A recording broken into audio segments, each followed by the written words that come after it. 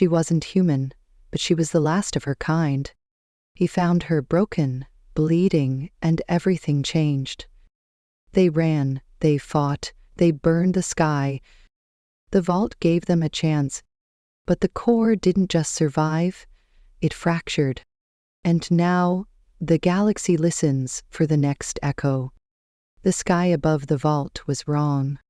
Colors bled where they shouldn't. Stars shimmered in patterns that no longer obeyed time. The wreckage of ancient alien architecture jutted from the ground like shattered bones. Somewhere in that ruin, Lian stirred. She wasn't glowing.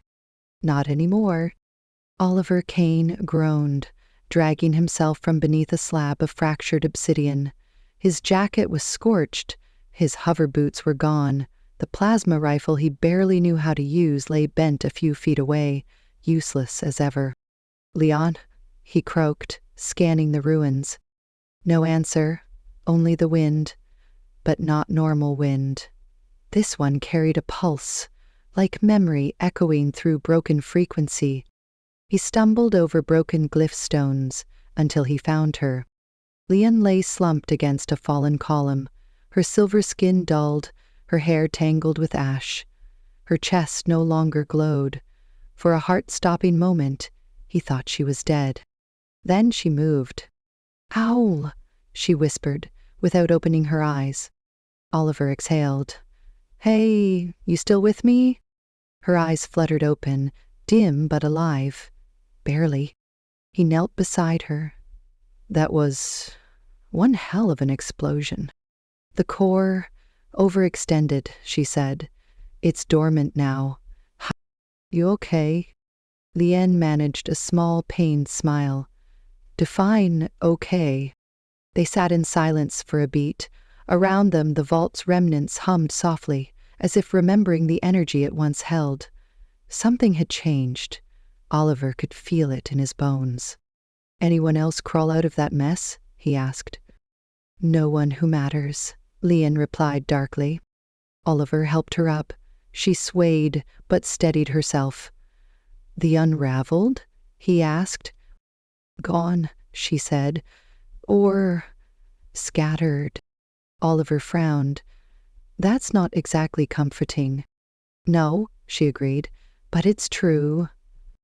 They walked in silence, past crumbling columns, past the remains of shattered hunters, now nothing more than oily smears evaporating in the morning light. Above them, the sky crackled. A tear thin as a whisper rippled across the atmosphere. Oliver stopped. That wasn't there before. Lien stared. "It's starting." "What is?" "The fracture." The vault had been one of several anchoring points, ancient tech built to keep the echo core's frequencies stable. Its destruction had broken more than the signal. It had broken reality's skin. She placed a hand on her chest. No light, but deep within she could still feel it. The core, wounded but awake. "Listening."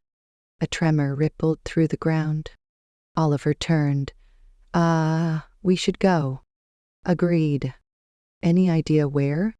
Lien looked at the crack in the sky. Wherever that signal's heading, the desert winds had teeth. As Oliver and Lien crossed the broken basin west of the vault, sand bit at their skin like tiny daggers. The sky above them hadn't healed. The rift glimmered faintly behind veils of cloud, a wound that refused to close. They rode what remained of the hoverbike, patched together with cables, fusion tape, and sheer will. Lien hunched behind him, arms around his waist, silent as she studied the echo fluctuations on a salvage scanner. "It's pulsing again," she murmured over the wind. Oliver glanced back. "Like a signal?" Leah nodded. Something responded to the core's surge, from the outer rim. Friend or foe? Unknown, but it's powerful. They reached the rim of a dry river canyon. Below, the remnants of a forgotten refueling outpost. Crumbling towers, gutted hangars, and a landing pad overtaken by sand and silence. "This place looks welcoming," Oliver muttered, kicking the bike into a slow descent. They entered the ruins cautiously. The bike sputtered to a stop beside a collapsed terminal. No signs of life, until the scanner in Lian's hand pulsed sharply. "It's here," she said. "It is." Lian walked forward, eyes narrowed. The fragment, a shard of the core. It's broadcasting from inside that hangar. The doors were half buried, warped open by heat or impact. Inside, darkness clung to every surface. They stepped in, weapons drawn. Then a voice echoed from the shadows. "About time you got here." Oliver froze. Lion? Did the core start talking? From behind a pile of cargo crates, a figure stood. Young, wiry, maybe 16. Greasy jacket, goggles too big for his face, and a plasma wrench slung over one shoulder. "Name's Milo," the kid said, "and you've got something I need." Oliver blinked. Do all teenagers try to rob people with ancient alien tech now? Milo shrugged. Depends. Do all rogue core bearers show up glowing like signal flares? Lian stepped forward. "You activated a fragment." Milo looked smug. "Yeah, didn't mean to, but now it's stuck in my workshop AI. Keeps humming about frequencies and sync points. Kinda annoying." Lian's face darkened. "You don't understand what you're playing with." "Correct. Which is why I was hoping you two might help before something explodes." Before she could respond, the scanner beeped violently. "Something is coming," Oliver said. Lian spun. "We've been tracked." From the distant cliffs, black specks emerged. Slender, gliding, unnatural. Hunters. Not full-scale assault, but scouts. Testing. Milo ducked behind his crates. They're not friends, right?" "No," Oliver said. "No, they're very much the opposite." Lian turned to Milo. "Where's the AI?" "Back room, second door." "Why?" "Because if we don't shut down that fragment signal, those things will keep coming. Bigger, meaner, smarter." Oliver grabbed his rifle. "I'll hold them off." Lian hesitated. "You sure?" He smirked. "I've had worse days." She ran with Milo into the back room. The outpost shook as the first hunter shrieked overhead. Oliver took a breath. He faced the door. "They really don't pay me enough for this," he muttered. Blaster fire lit up the canyon like lightning in a bottle. Oliver ducked behind the twisted remains of a cargo sled, plasma bolts searing past his head. The hangar was now a war zone. Dust, noise, chaos. And through it all the hunters moved like liquid shadows, silent and exact. He aimed, fired, missed. "Not my best day," he muttered. From inside the hangar's core, Lian's voice echoed through his comm. "We've isolated the fragment. Milo's AI has integrated with it. We need 5 more minutes." 5 minutes is like 20 years in firefight math," Oliver snapped, rolling behind cover as a hunter sliced a support beam in half with its razor-thin limbs. Then, from above, a thunderous pulse shook the air. A new ship. Not a hunter. Bigger. Sleeter. Markings along its hull glowed with gold filigree. Lian cursed softly over comms. "Ascension Syndicate." "The who now?" Oliver asked. "They believe the core is divine, sacred. They'll kill for it, or worse, control it." The new arrivals dropped in force. Bipedal soldiers in plated exosuits hit the ground running, weapons already charged. They moved with purpose, less like zealots, more like professionals. Oliver peeked up from cover. "Great! Religious mercs." "That's always a party." Back in the workshop, Milo shouted, "I think the AI's having an existential crisis." Lian gritted her teeth. "Stabilize the signal. Lock it down." "I'm trying." Outside, Oliver made eye contact with one of the syndicate soldiers. They didn't shoot immediately. Instead, the soldier raised a fist. "Halt command." Then he spoke. "Corbera Lion," his voice echoed through an external speaker. I am Commander Sura of the Ascension Syndicate. You are harboring an echo fragment. We are here to secure it." Oliver raised an eyebrow. "Secure? That's cute code for steal." Leon stepped out from the workshop, hands crackling faintly with restrained core energy. "This fragment is unstable. If you try to take it—" "You misunderstand," Sura interrupted. "We don't want the fragment. We want you. The core belongs with us. You were never meant to carry it alone." Lien hesitated. Oliver frowned. "Okay, that's a red flag wrapped in a sermon." Sura raised a hand. "Join us. We can stabilize the core, guide it, give it purpose." "You mean control it," Leon said flatly. Sura's voice softened. "Or it will destroy you. And others. You know that." Behind her, the AI's voice buzzed through comms. "Frequency alignment complete. Signal stabilized." Milo shouted, "We did it! We've got it contained!" Lien's eyes glowed faintly. She turned back to Sura. Too late. The ground rumbled. Above them, the sky shimmered. Another ripple. Another fracture.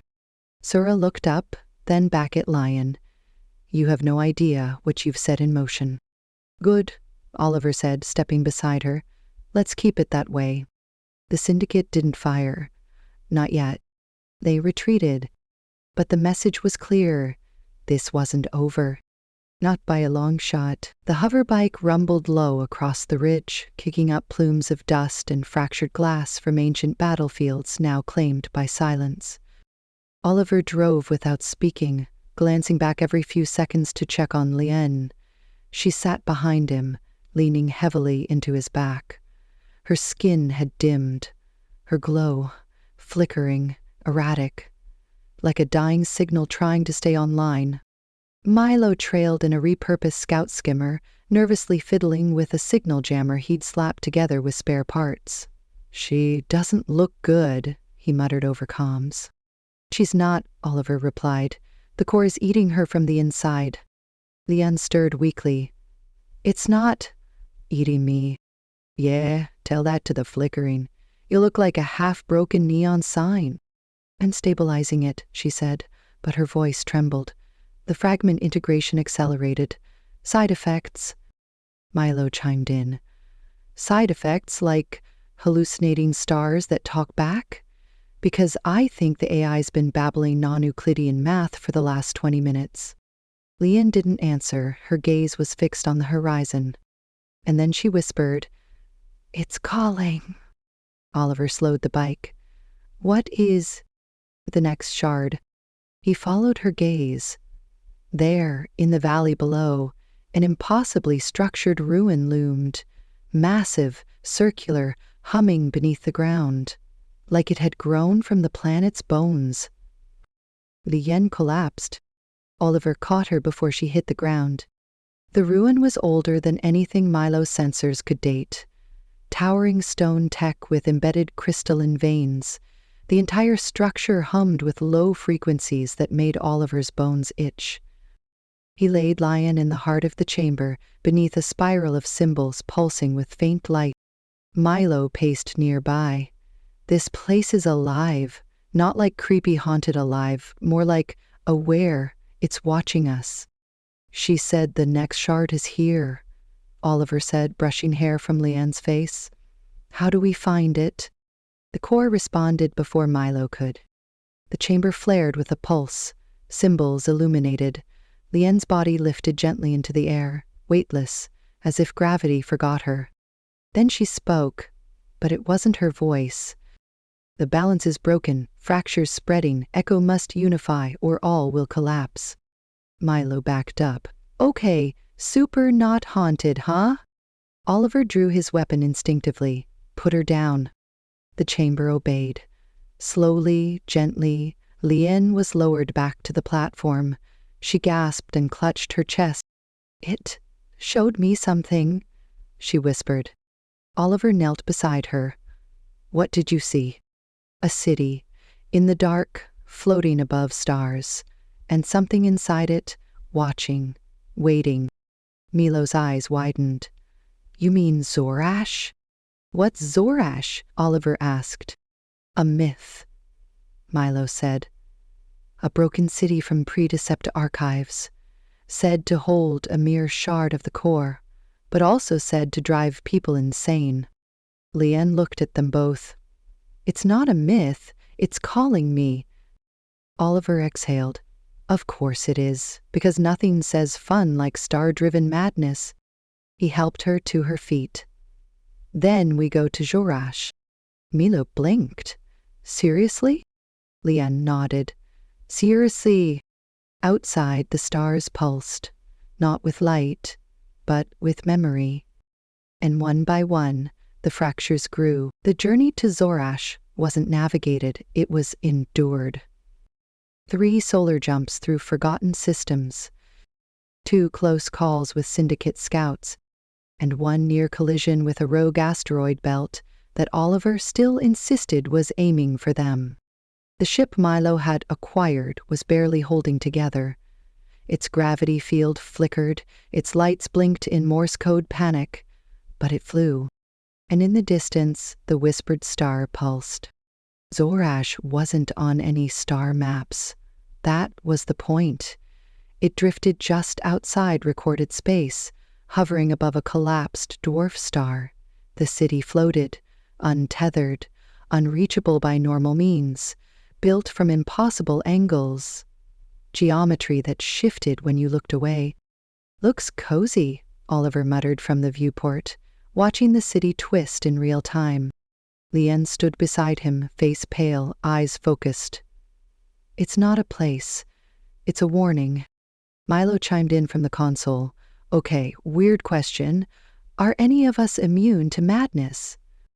No, Lien replied, but we've touched the core that might shield us. Or accelerate it. Oliver sighed, comforting as always. They descended. Zorash's landing platform was made of metal that didn't reflect light. Structures rose and fell like breath. The air tasted metallic, like memory and static. As they entered the city's edge, whispers began. Not voices. Thoughts? Oliver blinked, disoriented.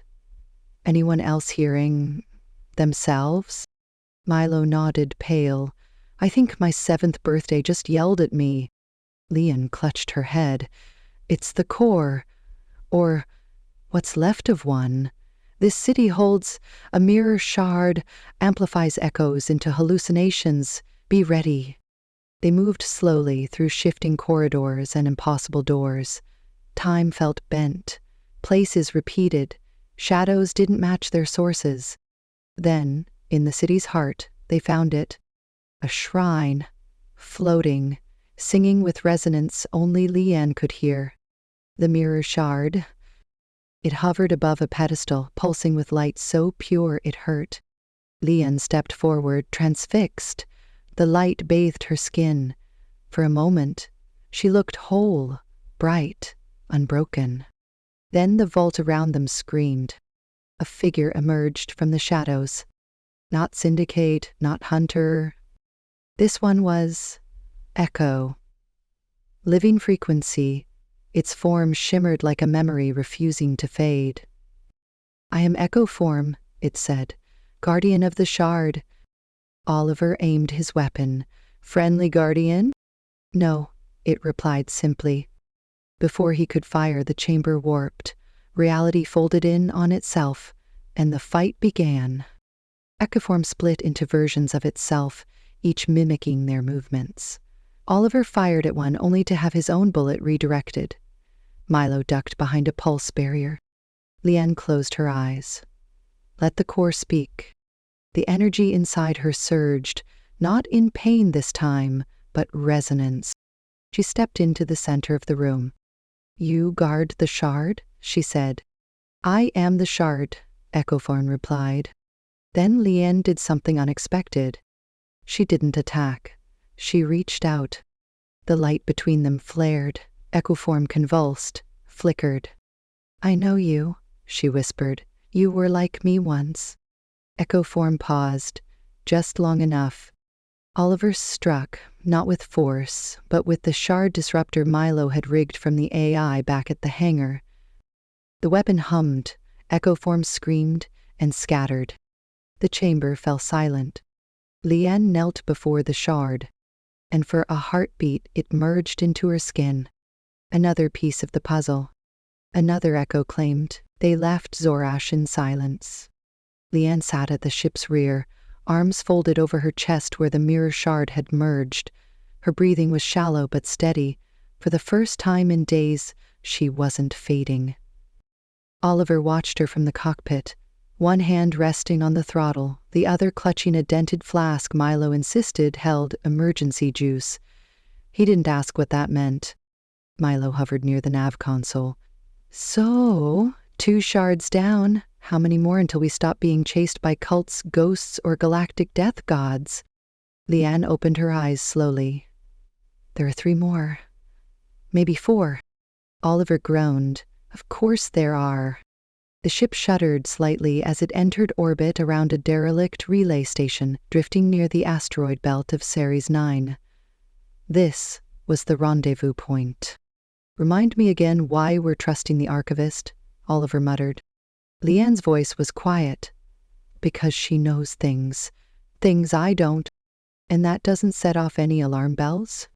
The station loomed ahead, torn from time, blinking with ancient lights and forgotten transmissions. Docking was automatic, too smooth. Milo frowned. This feels wrong. The airlock opened with a hiss, and standing in the corridor, waiting, was Eris. Unchanged, calm, cloaked in the same deep blue robes as before, but this time there was no smile. You brought it, she said, staring at Liane's chest. Liane nodded. The mirror shard is stabilized. Eris didn't move. Then we don't have much time. They followed her through winding, dust-filled halls, into what once served as a command observatory. Screens flickered. Ancient tech pulsed faintly in the corners. I lied to you, Aris said without preamble. Oliver crossed his arms. Shocker. I didn't just want you to find the shards, she continued. I needed you to awaken them. Their signal had to reach the core's origin point. Otherwise, the gate wouldn't open. Liane's gaze sharpened. You used me. Eris didn't flinch. I had no choice. My people were lost to the first collapse, locked beyond time. The core was our creation and our prison. I intend to fix that. Milo backed away. Nope, big nope energy here. You can't control the core, Liane said, her voice ice. It's not a tool, it's alive. Eris stepped forward. And it wants to return to us. No, Oliver said, leveling his weapon. You don't get to decide that. The station groaned. External alarms flared. Milo checked the console. She signaled someone. We've got incoming. On the screen, ships appeared, Syndicate class, dozens of them. You betrayed us, Liane whispered. Eris looked at her, almost sadly. You never understood what you carried. Then she activated a beacon and vanished in a pulse of blue light. Oliver stared at the blinking console. We're trapped. Liane clenched her fists, energy pulsing again through her veins. No, she said, turning toward the emergency escape route. We run. They didn't just run, they fell. The emergency launch chute was barely functional, its rails sparking, its pod systems half melted from age. But it moved. Fast. Straight into the asteroid belt, away from the relay station now swarmed with Syndicate ships. Inside the cramped escape vessel, Oliver gasped as the G-force crushed him into the wall. Milo screamed something unintelligible. Liane, pale and glowing faintly, held onto the sides as the pod burst from the chute. Then, silence. The pod drifted, systems offline, nothing but stars and rocks. Oliver groaned. Everyone's still breathing? Technically, Milo said. We're also technically freezing to death.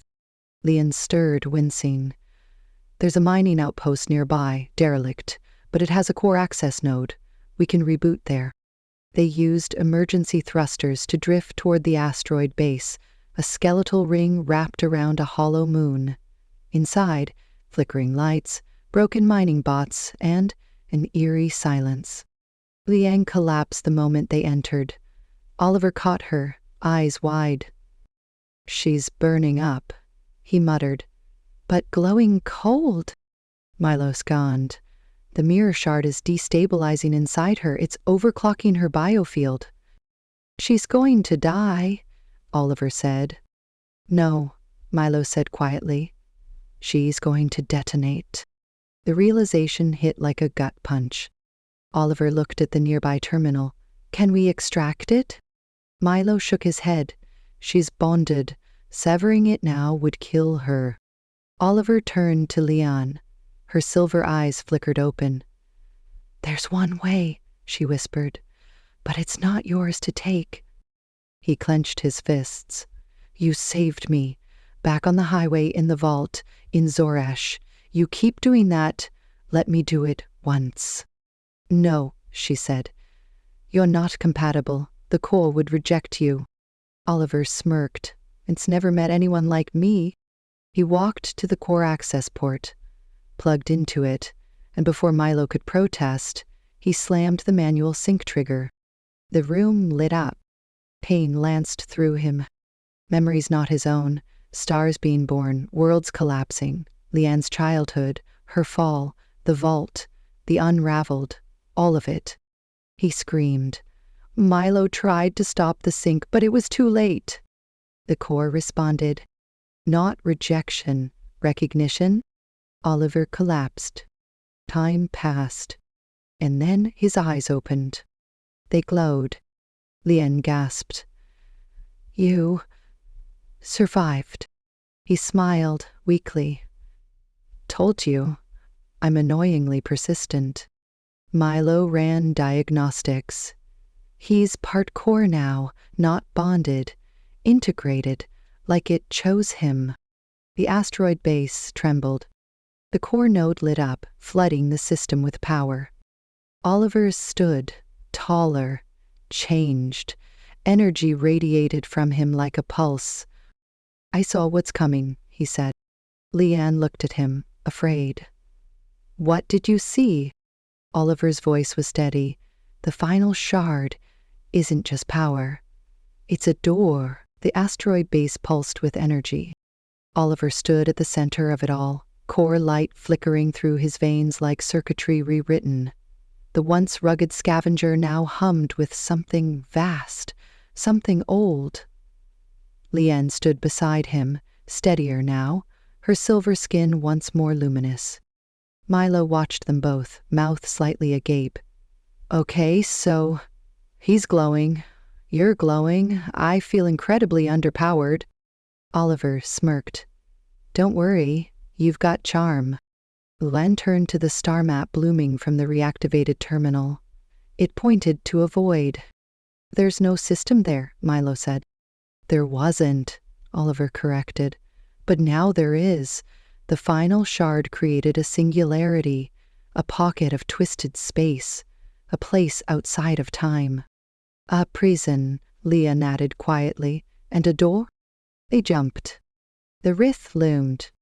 A tear in the cosmos, swirling with colorless gravity. The ship buckled as it entered the anomaly, systems groaning. But the core inside Oliver stabilized the distortion, shaping reality enough to guide them through. They emerged into silence.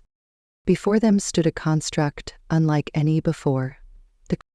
A monolith, a gate, a star-sized structure wrapped in orbiting fragments of ruined worlds.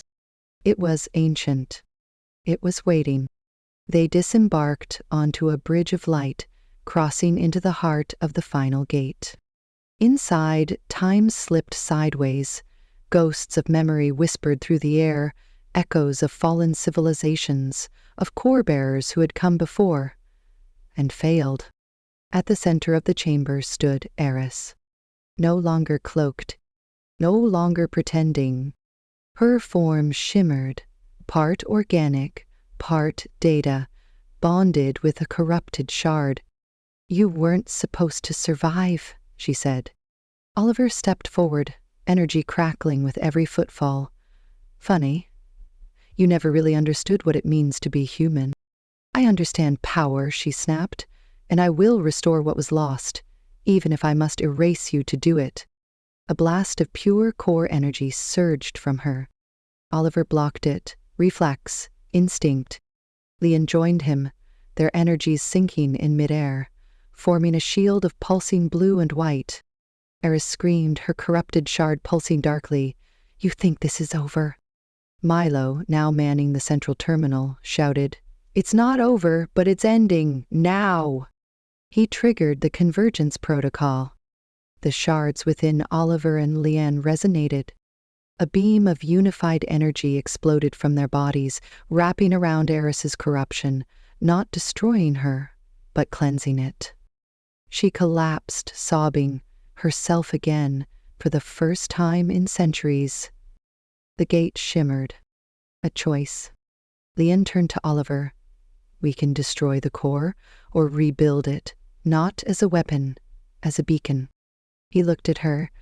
"What would your people have done?" She smiled sadly.